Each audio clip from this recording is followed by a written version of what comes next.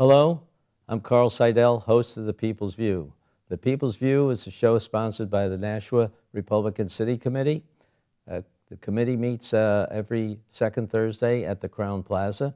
And if you want to contact us, we have a website, nashuagop.org.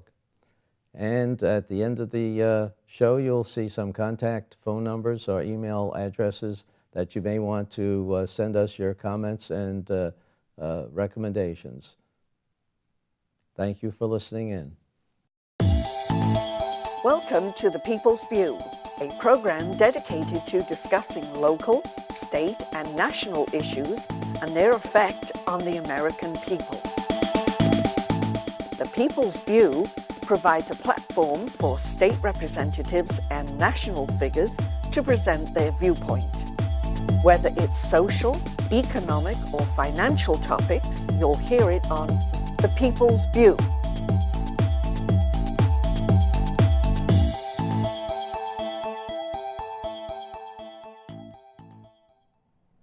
Hello and welcome Dr. David Murotake, for guest for tonight. David, you're both working as a representative in Concord for us and for Ward 5 and a member of the Board of Education. And in that you've been involved in a lot of things, I guess, in both locations. One of the things that has come up is this question of implementing Common Core in education. Now, as I understand it, you were one of the people here at the Board of Education who voted to delay the implementation of that. And there was also some legislation to delay it up in Concord. Can you give us a little bit more background to that and why you did what you did? Sure, Carl. New Hampshire and Massachusetts both adopted officially the Common Core within about a week of each other, first half of July of 2010.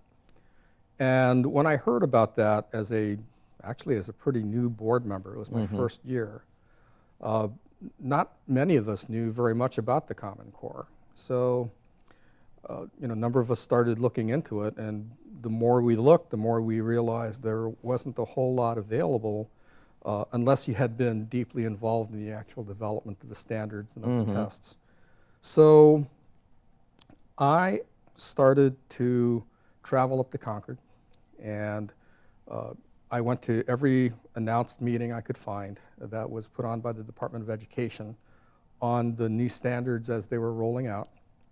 And early in that process, in 2010, and as we were planning for the 2011 to 2012 school year and so on, what I quickly determined was that this was a very technology-intensive way of teaching kids. The standards themselves were intended to basically upgrade many states in their standards for teaching mathematics and English language arts.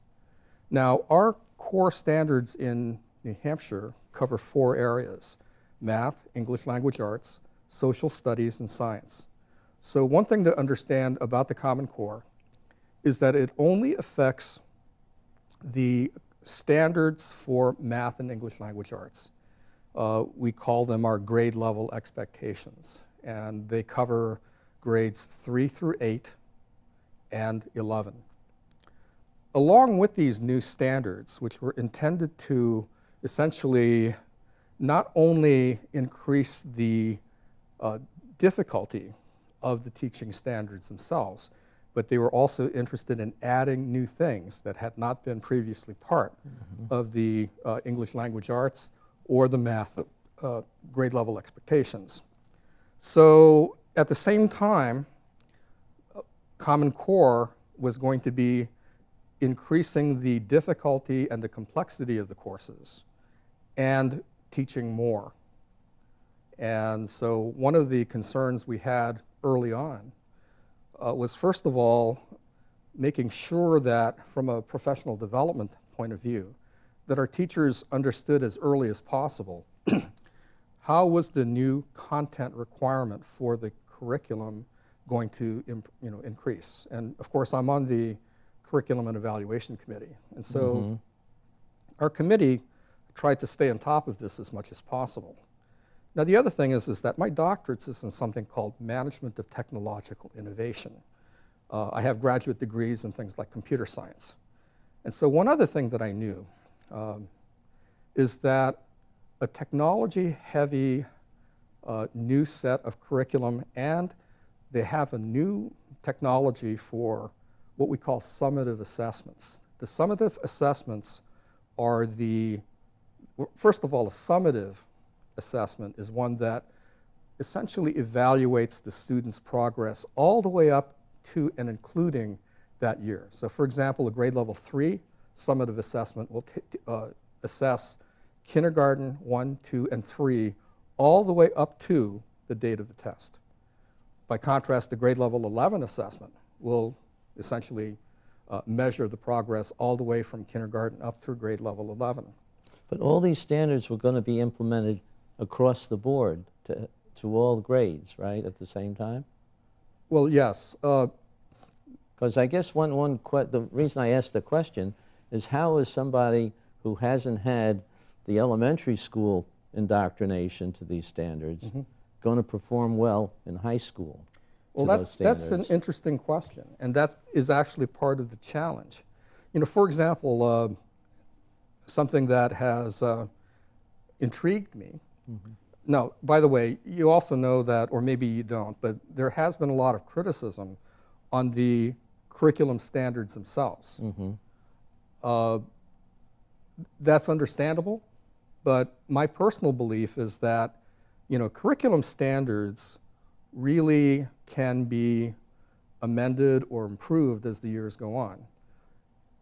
The problem with the Common Core, in my opinion, is that a curriculum standard without an assessment is essentially like a best practice. The thing that puts the teeth into a new curriculum standard is the assessment.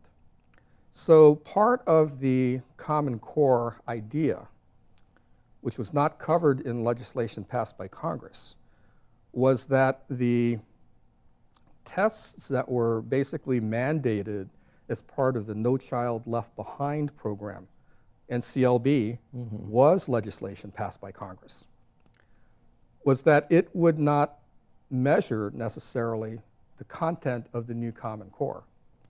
So what the people who have been pushing Common Core, which initially included like 45 states and the District of Washington, D.C., it's gone down a little bit. A number of states have stepped back from the Common Core. Hasn't Massachusetts been one of them? Massachusetts, we'll talk about that a little later, but Massachusetts, in November of last year, their State Board of Education decided that implementing all across the board to every district their version of the Common Core assessments, called PARC, would be too precipitous a change. And that actually was made by a commissioner of the Board of Education, who also happened to be the chairman of the PARC consortium. So for him to say, as a member of the Massachusetts State Board, which by the way also voted 6-3 to basically provide a 2-year transition program, whereby a district could essentially opt to either stay with their current assessment or go to the Common Core assessment, which is PARC. Their common assessment right now is called MCAS, M-C-A-S. Right, right.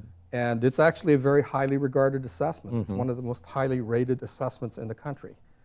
Part of the criticism by a number of folks was that if you believe in annual assessments, and not everyone does, we can talk about that too later if you like, but if you believe in annual summative assessments and you believe in the value of assessments, then wouldn't you want to use one of the best assessments, like the MCAS, which is a test that was developed and supported by a New Hampshire company called Measured Progress, which also did the kneecaps, by the way, which is what our states have been using for their No Child Left Behind compliant annual summative assessments, grades 3 through 8 and 11. Okay, so back to why did I get concerned?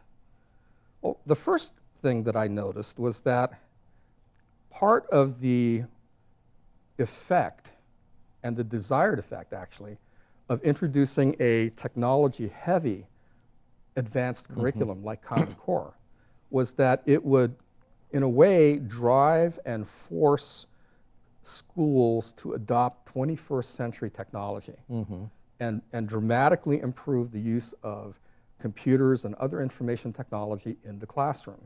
Not just with the students using things like laptops or tablets or PCs, but also in the way that the teachers would deliver this kind of education through web-enabled multimedia presentations. And I've got to tell you, Carl, that's actually something that I really support. I think it's a wonderful way to teach as long as the teachers don't get completely wrapped around the axle with the technology itself. The technology is only there to help you teach. But here's the problem.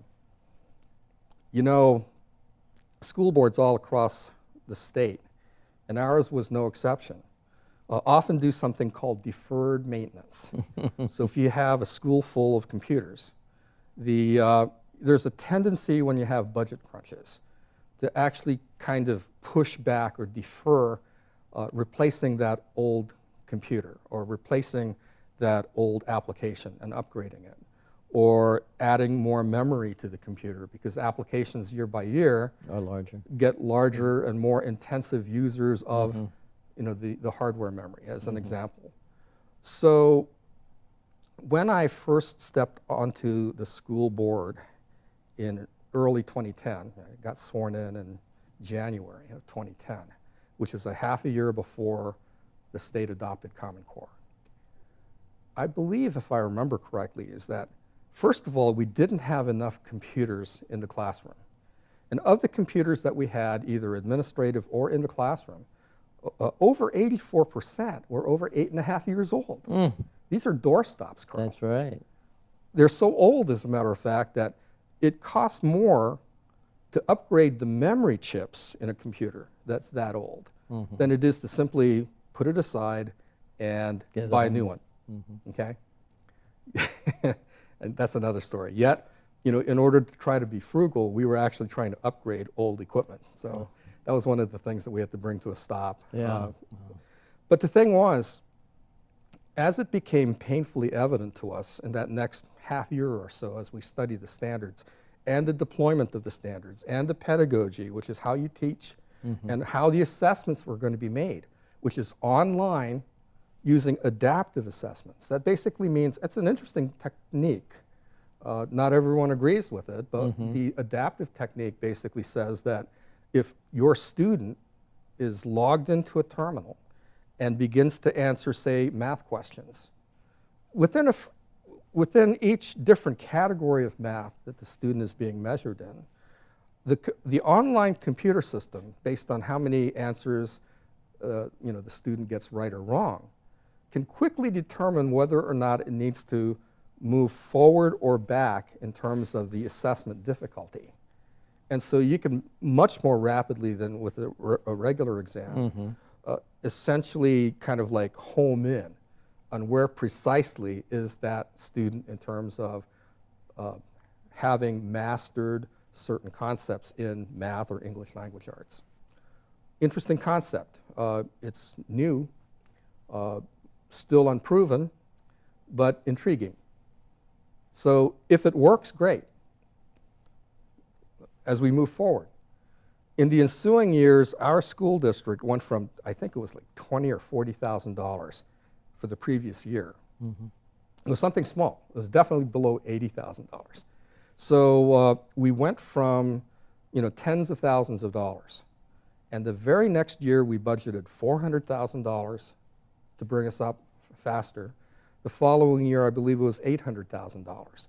The following year was like $1.2 million. So we basically had, over the next several years, essentially dramatically you know, stepped on the accelerator pedal in terms of taking us out of the 1980s, basically, in terms of the computer equipment that we had. That's an exaggeration. We took ourselves out of the early 1990s. That's right.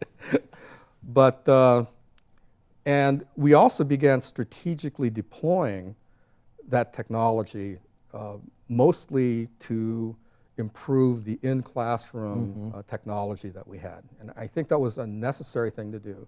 But on the other hand, you think, in all honesty, as a board member, I think of all of those budget crunches that we had, and there are some things that you can convince yourself you don't necessarily need. Would you rather, buy a cart full of computers or hold on to another teacher for a year? And in all honesty, without those, without those mandates staring us down the gun barrel, I suspect that Nashua and many school districts wouldn't have gone from tens of thousands of dollars for computer maintenance to, 400, So there's no other 800. way of getting support from either state or federal government for the need of this technology upgrade? A lot of the technologies that we purchased were also being supported through special education Title I funds.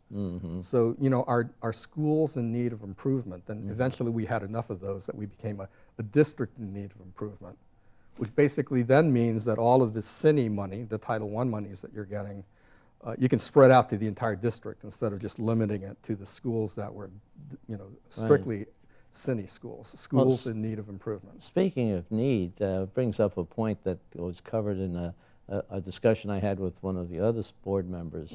One of the problems that they were looking at was the ability to read because of a diverse pupil population, people who come in with different basic languages and everything. There's need for remedial reading classes. Are they going to be able to be done? And how do you bring these people into this new system if they really aren't able to read at a level that they're supposed to be able to read? Carl, that's that's another interesting question that you ask.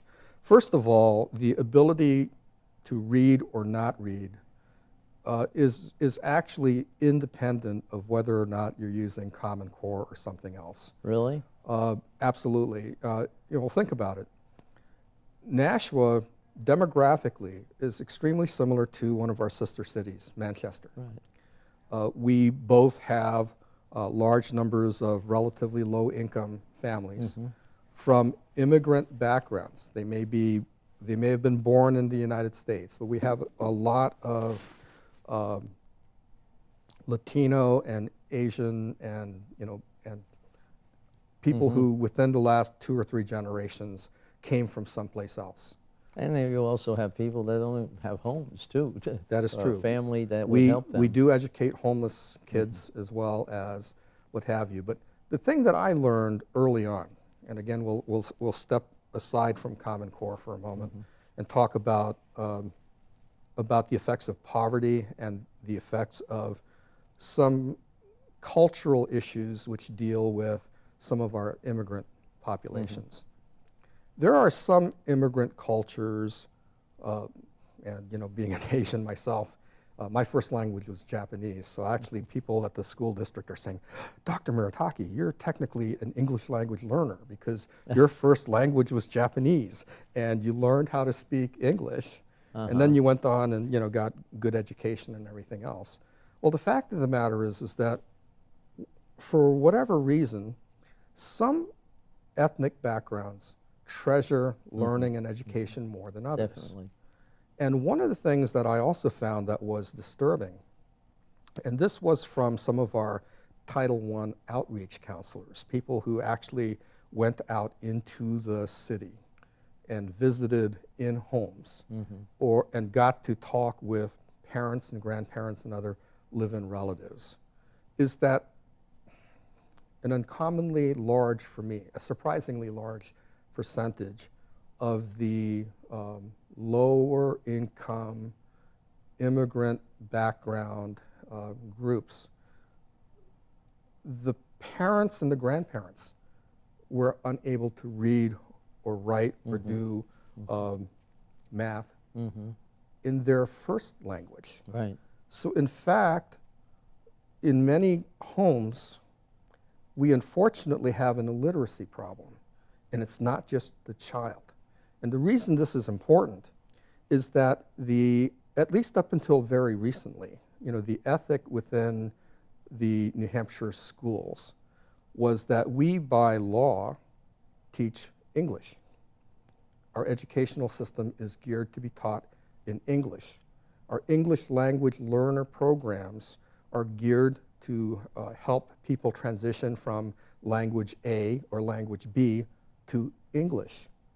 But this type of transition plan assumes that there, in the background, in the home background, that there are parents and grandparents or uncles or whoever who can read and count fluently in their native language.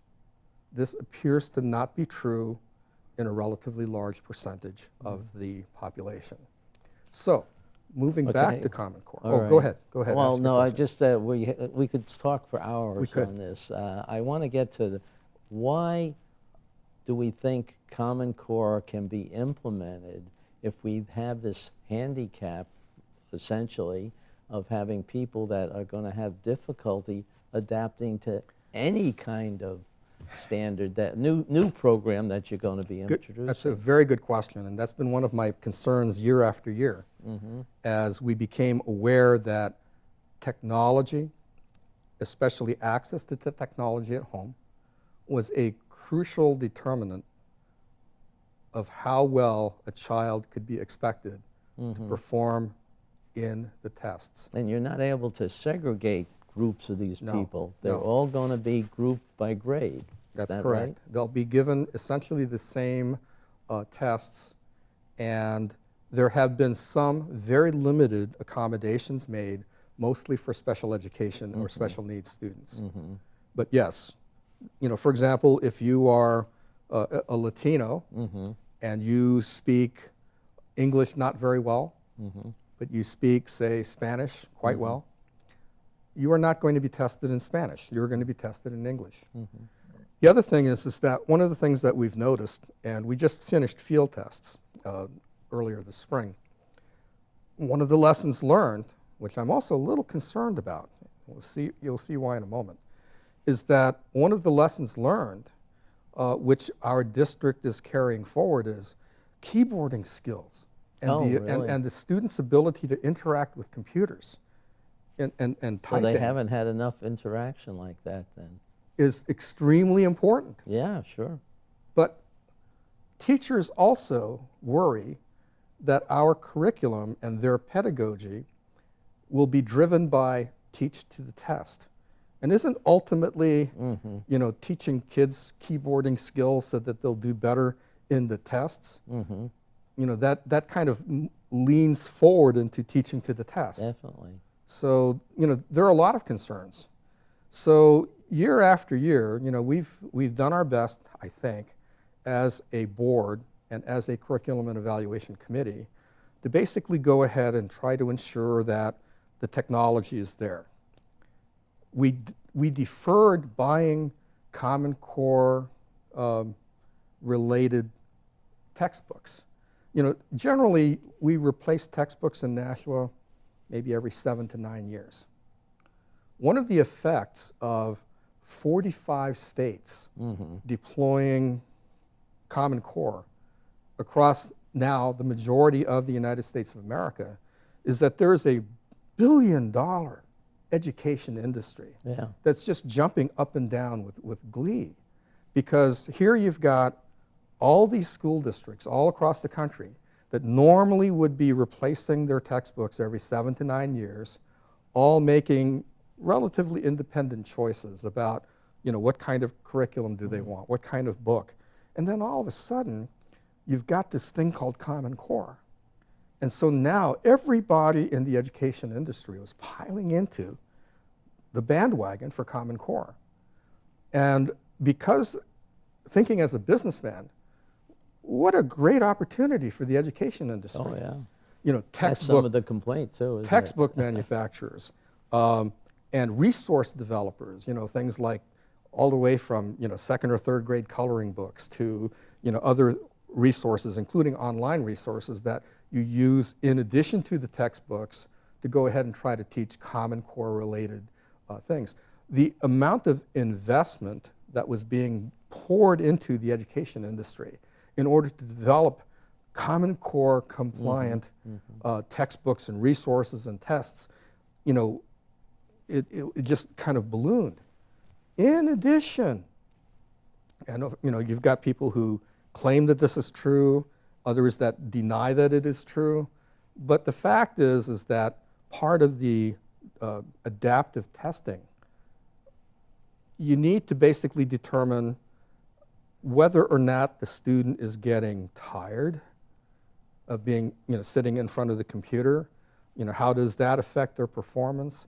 And during the last several years, you know, there's been something, I'll refer to it as grit, G-R-I-T, you know, like in the movie True Grit. People who have been promoting the Common Core, in parallel to that, have been a group of people who basically say, we really need to measure the grit of these students. And so what are the metrics of measuring grit? Well, so people came up over the years with ideas about, well, you know, maybe students who come from certain backgrounds have more grit, once you define what grit is. You know, socioeconomic status, ethnicity, conservative versus progressive, you know, Christian versus Muslim versus Hindu. And so a lot of concern has been generated over the last few years. First of all, about why is my school gathering information on whether or not the parents are Republicans or Democrats? Why are the schools gathering information on whether or not the parents vote or not? Why are the schools gathering information about whether or not the parents go to church regularly or not? And which church? Whether they have guns, whether they smoke, whether they do this or that. I guess you've been listening to others about this topic. Well, it's all over the websites. I mean, you get all, if you go Right. to any blogs or anything Right. like that, you see that. And we have only a minute left, I see. unfortunately. All right. Okay. Can I ask you one more question? Sure. What do you think is going to happen in the next year? Because some school districts in New Hampshire are not taking this. You supposedly have a choice, but if you take the choice and not implementing it, you don't get any money. So what's happening? That's an interesting question, Carl. You know, since we only have a short time left, one of the reasons why I and other members of the Curriculum and Evaluation Committee basically essentially voted to ask the full board to ask the state to push back the assessments was we had a large number of teachers come to us privately and say, you know, guys, You can't do it. We can't do it. And subsequently, the American Federation of Teachers of New Hampshire Right. and the Nashua Teachers Union basically both either published a letter or posted on their website urging the state to essentially, you know, be more measured about how they brought these tests in. And as I mentioned before, Massachusetts and New Hampshire both adopted the standards within a couple of weeks of each other. Yet Massachusetts, which is very highly regarded, opted to push back their assessments and then phase it in over 2 years. Are we that much better than they are? Well, I think that has to end right there. Thank you very much, Dr. Certainly. Murotake. I appreciate your point of view. It's going to be interesting to watch you on some of the board discussions, and we didn't even get to talk about the budget, which is going to be another fun game Indeed. with all this implementation. And maybe we'll have you back then sometime later on when it gets picture gets a little clearer. Sure. Thank you very much. All right. Thank you very much. And thank you for listening in. And don't forget that the Nashua Republican City Committee has a meeting the second Thursday of every month. And next month, we'll have one of the governor candidates, Walt Hammerstein, to give a speech at the Crown Plaza from 7 o'clock on. Thank you very much. Thank you. Thank you.